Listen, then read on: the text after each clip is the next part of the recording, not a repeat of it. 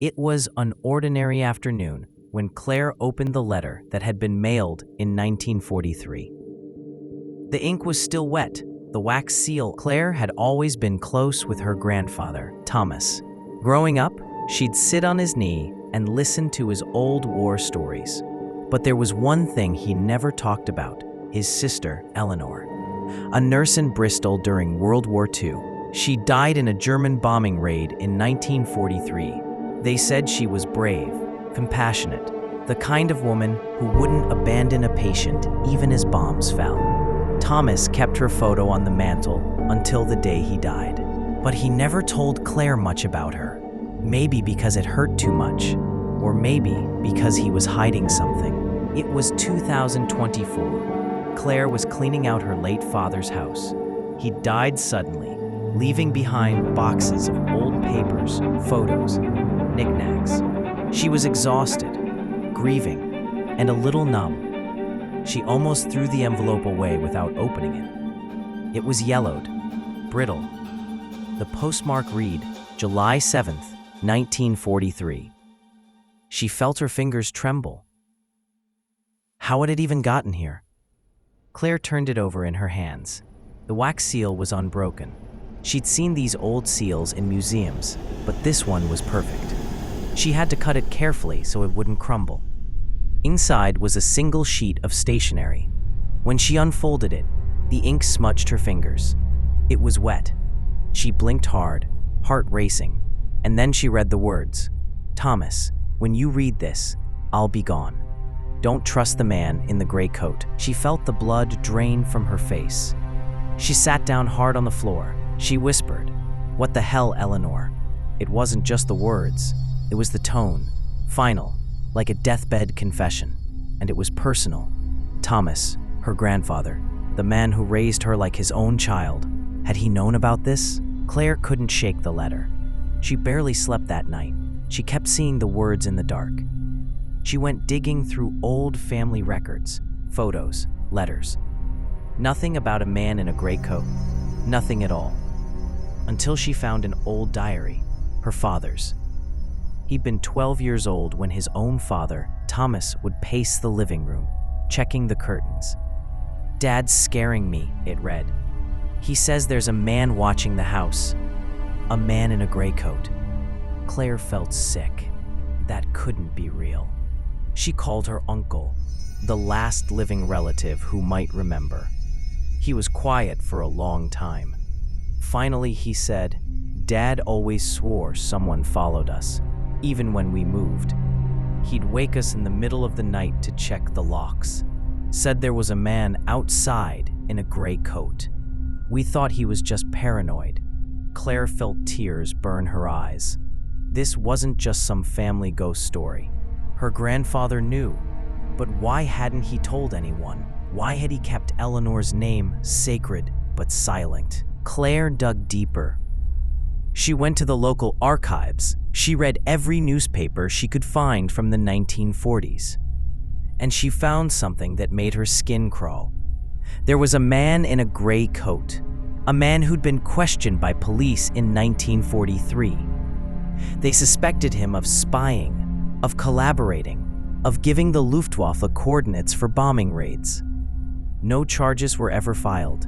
The records went cold. But the date of the investigation, July 6, 1943, the day before Eleanor mailed the letter, she was shaking. She tried to warn him, she whispered. She felt rage boil in her chest. Her great-aunt had died in that bombing. Her grandfather had lived, but haunted, looking over his shoulder for the rest of his life. No one had ever listened. No one had ever stopped it. Claire dug deeper. She went to the local archives. She read every newspaper she could find from the 1940s, and she found something that made her skin crawl. There was a man in a gray coat, a man who'd been questioned by police in 1943. They suspected him of spying, of collaborating, of giving the Luftwaffe coordinates for bombing raids. No charges were ever filed. The records went cold. But the date of the investigation? July 6th, 1943. The day before, Eleanor mailed the letter. She was shaking. She tried to warn him, she whispered. She felt rage boil in her chest.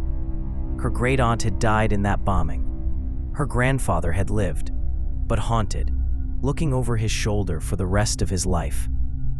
No one had ever listened. No one had ever stopped it. Claire refused to let it end that way. She started posting online. She tracked genealogies. She wrote local historians. She found descendants of other bomb victims from Bristol. And she told them everything. The letter, the records, the man in the gray coat. Together, they started a memorial project. They raised money. They put up a plaque in the city center with the names of the raid's victims. And at the bottom it read, "They tried to warn us." Claire stood at the unveiling, her fists clenched, tears streaming. She felt Eleanor beside her.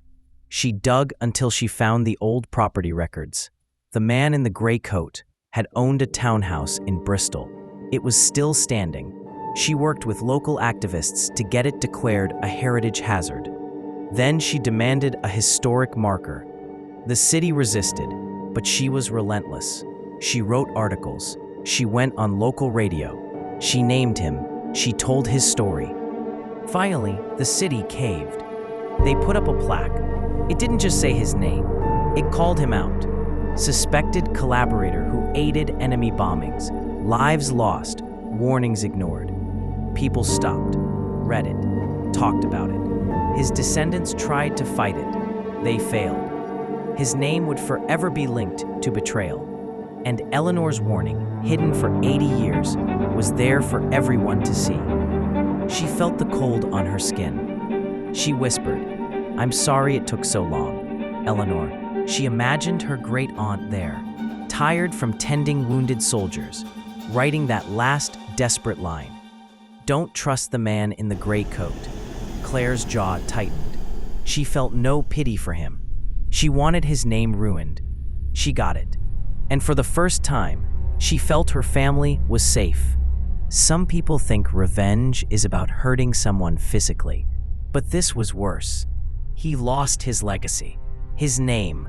His descendants couldn't erase what he did, and Eleanor's voice, silenced by bombs, was finally heard. She got the last word.